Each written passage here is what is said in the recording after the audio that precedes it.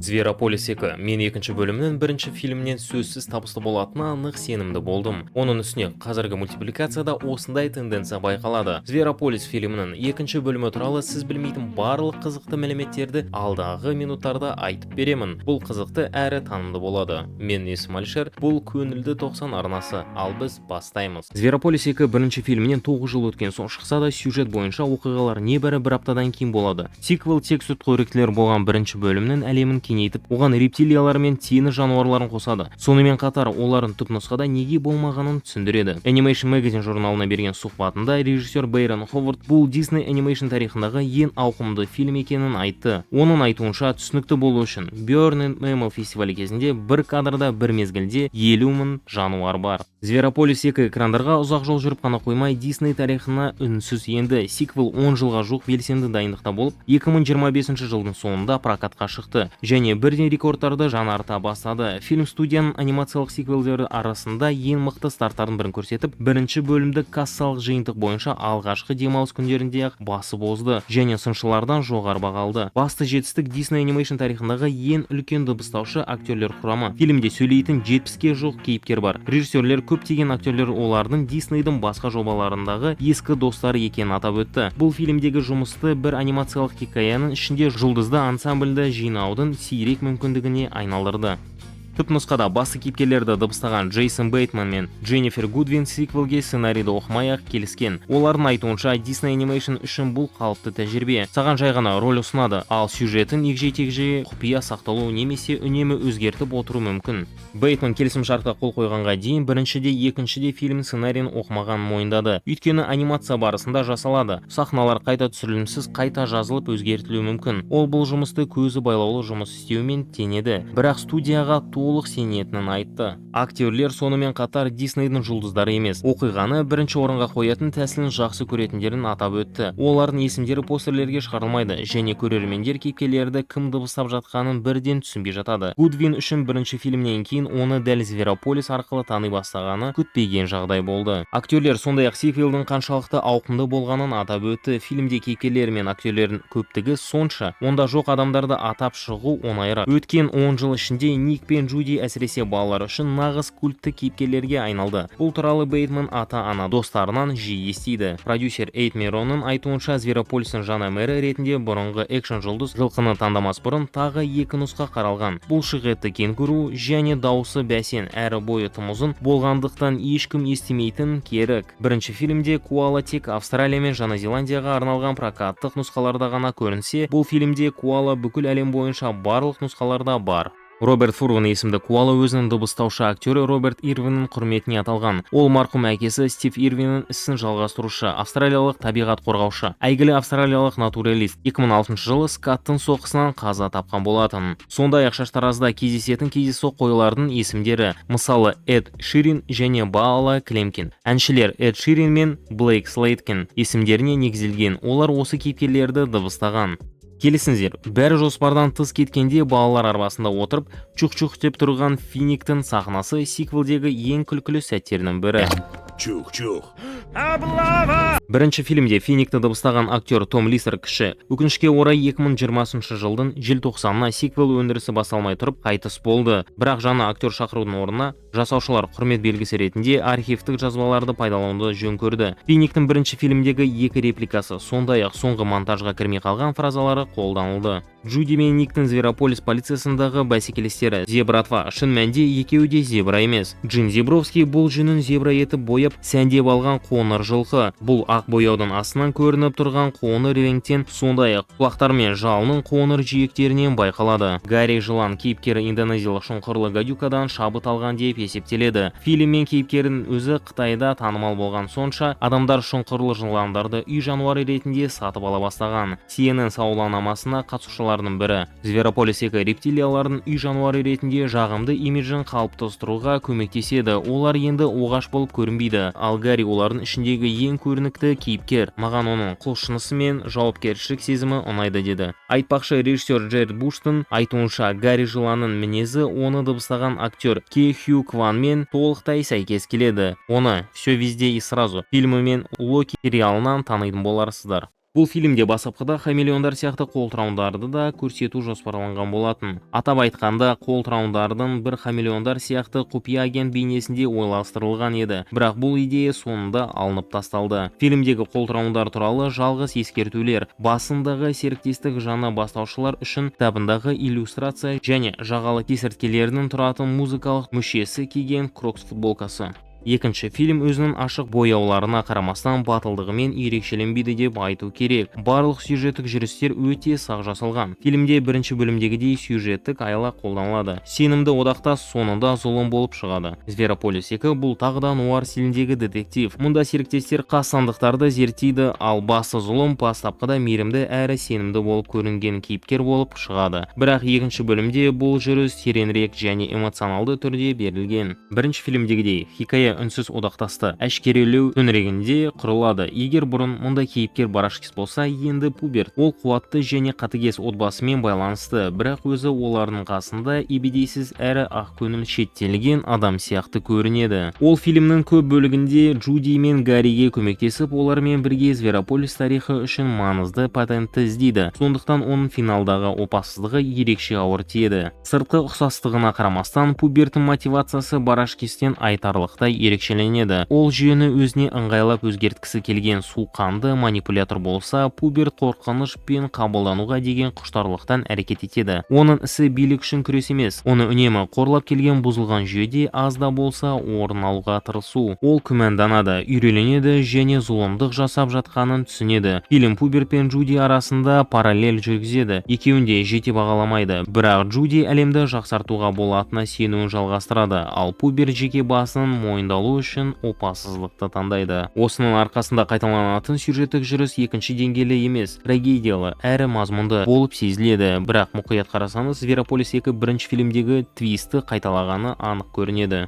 Зверополис 2 жасаушылары мен актерлері жақында Ник пен Джуди арасындағы химия фанаттарының белсенді реакциясына түсініктеме берді. Желіде Wild Hops деген атпен танымал көптеген фанаттық видеолар мен романтикалық роликтер пайда болған. Джейсон Бейтман мен Дженнифер Гудвин дыбыстаған кейіпкерлер бірінші фильмнің өзінде заңның екі жағындағы қарсыластардан серіктестерге дейінгі жолдан өтсе, екінші бөлімде олардың қарым-қатынасы одан сайын шиеленесіп жеке сипатқа ие болады. Джейсон Бейтман мен Дженнифер Гудвин дыбыстаған кейіпкерлер бірінші фильмнің өзінде заңның екі жағындағы қарсыластардан серіктестерге дейінгі жолдан өтсе, екінші бөлімінде олардың қарым-қатынасы одан сайын шиеленісіп жеке сипатқа ие болады. Қоянды дыбыстаған Гудвин Бейтманның назарын Никтің романтикалық бейнесіне арналған фанаттық роликтер мен әлеуметтік желілердегі парақшаларға аударғанын айтты. Бейтман бұған ирониямен және жеңіл түсінбеушілікпен қарады. Ал Гудвин мұнда видеолардың миллиондаған қаралымына таңғалатынын мойындады. Кейде олардың қаралымы тірі актерлер қатысқан кәсіби жобалардан да көп болады. Режиссер Байрон Ховард жұптың танымалдығын Ник пен Джуди арасында шынымен де сирек кездесетін әрі күшті химия бар екенімен түсіндірді. Ол мінездерін, қарама-қайшылығына және кейіпкерлердің өз өткенімен, тәжірибесімен және ішкі қақтығыстармен тірі адамдай сезілуіне негізделген. Дәл осы нәрсе оларды серіктестер туралы ең үздік фильмдер рухындағы классикалық дуэтке айналдырды. Бірінші Зверополис ықтимал романға тұспалдар, диалогтар, финалдық сахналар және тіпті қиып тасталған эпизодтар. Бірінші Зверополис ықтимал романға тұспалдар жасағанымен, екінші бөлімде бұл желі әдейі екі ұшты күйде қалады. Фильм көрермен үмітімен ойнайды, бірақ нақты жауап бермейді. Финал фанаттардың бір бөлігінің көңілін қалдыру мүмкін, бірақ ол болашақта Ник пен Джуди арасындағы қарым-қатынастың да жаңа істердің де дамуына орын қалдырады. Мұнда бір жола жауап берілмегені таңқаларлық емес, өйткені кейіпкерлер арасындағы айқын химия мен фанаттардың күтуіне қарамастан, Ник пен Джуди арасындағы роман қате шешім болуы мүмкін. Зверополистің бірінші бөлімі алдын ала сенімсіздік пен сенім туралы әлеуметтік мәлімдемесімен мықты болды. Ал Джуди мен Никтің қарым-қатынасы махаббат емес, серіктестік пен достық ретінде жұмыс істеді. Бұл олардың байланысымен әмбебап етіп, махаббат астарсыз өзара түсіністік идеясын асын сызып көрсетті. Романтикалық желі фокусты өзгертіп, бастапқы тақырыпты қарапайым етіп жіберу мүмкін. Оның үстіне түрлі түрлер арасындағы роман Дисней фантастикалық бейнелер арқылы жұмсартатын күрделі әлеуметтік мәселелердің аллегориясы ретінде оңай оқылады. Екінші бөлімдегі эмоционалды диалогтарға қарамастан, олардың байланысын әлі де терең достық ретінде түсінуге болады. Оны романға айналдыру арқылы франшиза басты жолдауды әлсірету қаупін тудырады. Ал әлеуметтік тақырыптарды махаббат желінсіз сақты дамытуға болады. Финалдың мәні туралы аздап сөйлесейік. Зверополис 2-нің соңы Гарри жыланның мақсаты кек алу емес, шындық екенін көрсетеді. Ол рептилиялардың Зверополистің бастауында тұрғанын және билікті ұрлық, кісі өлтіру және көп жылдық бүркемелеу арқылы құрған ресейшілер отбасының саналы өтірігі салдарынан қаладан қуылғанын дәлелдейтін патент іздеген. Шындық ашылғанда қаланың ондаған жылдар бойы тек элита ғана емес, қарапайым тұрғындар мен билік институттары қолдаған жүйелі кемсітушілік есебінен өмір сүргені белгілі болды. Шындық ашылғанда қаланың ондаған жылдар бойы тек элита ғана емес, қарапайым тұрғындар мен билік институттары қолдаған жүйелі кемсітушілік есебінен өмір сүргені белгілі болады. Фильм әділетсіз жүйелер қоғам қолайлы өтірікті қабылдауды тоқтатып, айырмашылықтарға қарамастан бір-біріне сенетін Джуди мен Ник сияқты бірлесе әрекет ете бастағанда ғана үйретінін келей айтады. Хлопцы Wild и Капустник. Сиквел командасы тап болған ең күрделі техникалық тапсырмалардың бірі. Гарри жыланның 3000 қабыршағы 3 өлшемді жасау болды. Шамамен 450 басында, 160 ішінде және 2400-ге жуығы арқасында. Zootopia 2 FX Animation аниматорлар командасының анимация ауқымды түрде жасау үшін SCAD деп аталатын жаңа құралдар жиынтығын ойлап тапты. Ол қабыршақтарды логикалық тұрғыдан орналастыруға, олардың өсуін бақылауға және пішінін қалыптастыруға мүмкіндік беріп, жыланның жеке қабыршақтарының көркемдік тұрғыдан ойластырылған, бірақ сонымен бірге сенімді көрінісі мен қозғалысына жасауға көмектесті. Гарри, Джуди және Никтің қатысуымен су құбырларындағы кульминациялық қуу сахнасы үшін дайын анимациялық референстерде қолайлы симуляция технологияларда болған жоқ. Сондықтан Зверополис 2 операторлар командасы бәрін нөлден жасады. Олар нақты құбырлар тұрғызып, оларды сумен толтырып, құбыр ішіндегі түсірілімді нақты камерамен сынап көрді. Сондай-ақ диэлектрлік материалдарды симуляциялау үшін жаңа технология әзірленді. Ол көркемді тұрғыдан құрылған жарықтың шыны мен су арқылы сенімді өтуіне мүмкіндік берді. Рептилиялардың астартын барының түсі мен жарық дизайнын жасау кезінде өндірістік дизайн бойынша суретшілер тобы қыздыру лампаларынан келетін жылу сезімін беру үшін қызыл және күлгін реттерін пайдаланып террариуммен шабыт алды. Сілтемелерге келсек, сиквел сөзбе-сөз солардан құрылған. Бәрін айта алмаймын, бірақ ең жарқындарын айтып өтейін. Финалдағы тірі қоршаудан жасалған қарлы лабиринттегі қуғын бұл 1980 жылғы Сияние фильмдегі ұқсас сахнаға сілтеме. Лабиринттегі кадрларда тіпті сол фильмнің саундтрегінен үзінді естіледі. Мұнда Джек Николсонның орындауындағы есінен адасқан Джек Таринский пародия жасалған кадрда бар. Ең басты пасхалканы бірден талдап көрейік. Джуди мен Ник Гарридің соңынан қаланы кезіп жүргенде, олар ас үй арқылы өтеді. Онда айбатты арыстан аспаз тағамдарының бірін дайындап жатыр. Қуғыншылар арыстанның қалпағын ұшырып жібереді, ал оның астында арыстанды жүннен тартып басқарып отырған кішкентай егеу құйрық болады. Дәл Рататуй мультфильмдегідей. Ал енот аспаз солай екен білгенмін деп айқалайды. Бұл пасхалка көрінгеннен әлдеқайда тереңірек. Бұл сәтте композитор Майкл Джакино жазған Рататуй мультфильмнің музыкасы ойналады. Бұл сахнада аккордеонды ол сөзбе-сөз өзі ойнаған. Ал бұл сахнаны жасаған аниматор бұрын Рататуйда жұмыс істеген. Ол осыны жасау үшін арнайы келген. Еноттың өзі де әзілдің ішіндегі әзіл. Гарри жыланды дыбыстаған актер Ке Хью Кван ойнаған. Все везде и сразу фильмдегі Рататуйға пародия жасалған. Ракакунге сілтеме. Шеңбер тұйықталды. Джуди мен Ник батпақты базар арқылы тергеу жүргізгенде олар романтикалық көңіл күй орнатуға мүлдем тырыспайды. Бірақ оларды өзі тауып алады. Дос пейілді Морспен батпақтан өтіп бара жатқанда олар Леди Бродяга мультфильмдегі Белла Нот романтикалық әннің жанды орындалуына куә болды. Режиссер Байрон Ховард бұл әнде романтикамен серіктестік туралы шынымен де культтік бір нәрсе бар. Қаласан да, қаламасан да. О, у вас мини-юбилей?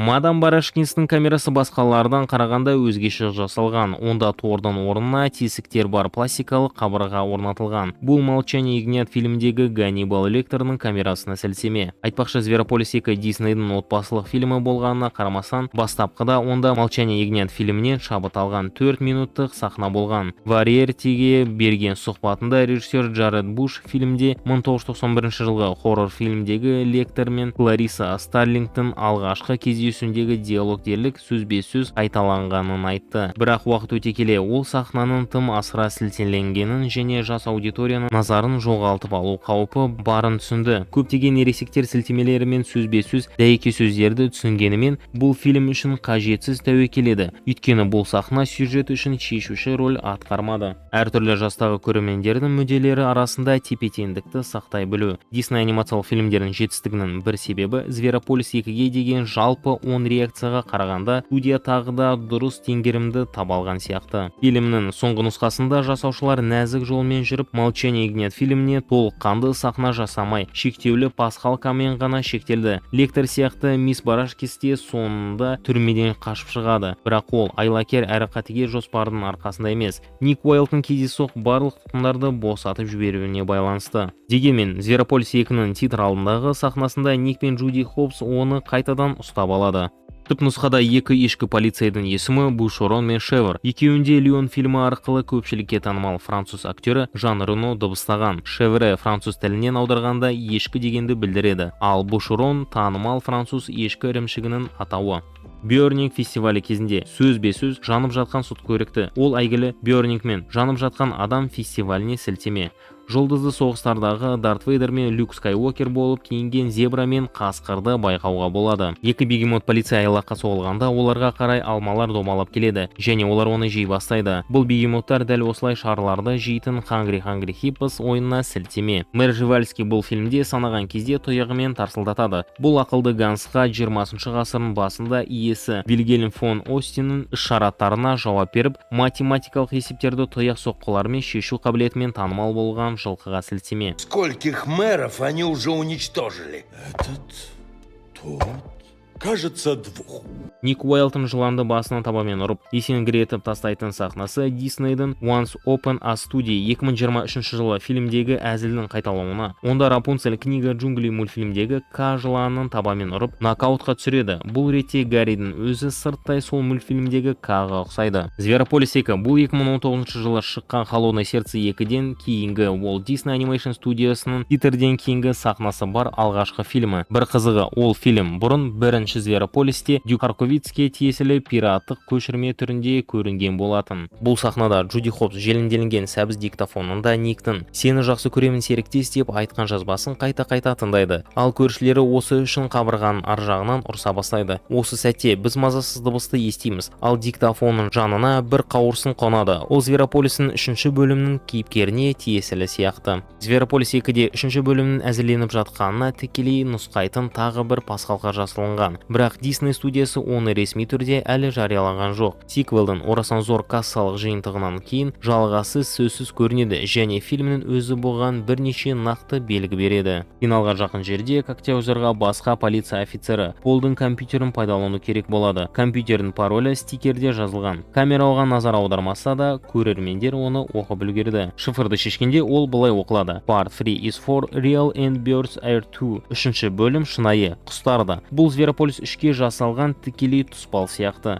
Қосымша растаудай титрден кейін құс қауырсыны мен қабырғадағы ұшып бара жатқан құстың көлеңкесі бар сахна береді. Бұған дейін Зверополис әлемінде құстар мүлдем көрінбеген. Сондықтан бұл сахна олардың болашақ хикаяға енуіне дайындық екені анық. Осылайша Зверополис 2 жалғасы үшін негізді бірден 2 жолмен қалады. Парольдегі жасырын хабарлама және титрдің кейінгі тікелей визуалды тұспал. Бәрі де Дисней мен режиссерлердің ғаламды дамытудың нақты жоспары бар екенін, ал Зверополис 3 тек уақыт еншісіндегі мәселе екенін көрсетеді. Жалғасы үшін қосымша негіз ретінде Никтің кездейсоқ ұйымдастырған қылмыскерлерінің жаппай қашуы да қызмет етеді. Бұл бір ғана қастандық шеңберінен шығатын жаңа тергеулер мен ауқымды қақтығыстарға жол ашады. Цифрларға келетін болсақ, мұнда бәрі таңқаларлық. Ойлап қараңызшы, небәрі 48 сағаттың ішінде бұл фильм өзінің $150 миллион бюджетінің 130%-ын өтеп алды. Алғашқы демалыс күндері жыланның жылында символдық түрде шыққан фильм бүкіл әлем бойынша $556 миллион жинады. Бұл тарихтағы кез келген басқа анимациялық фильмнен көп. Прокат қорытындысы бойынша әлемде $1 миллиард 657 миллион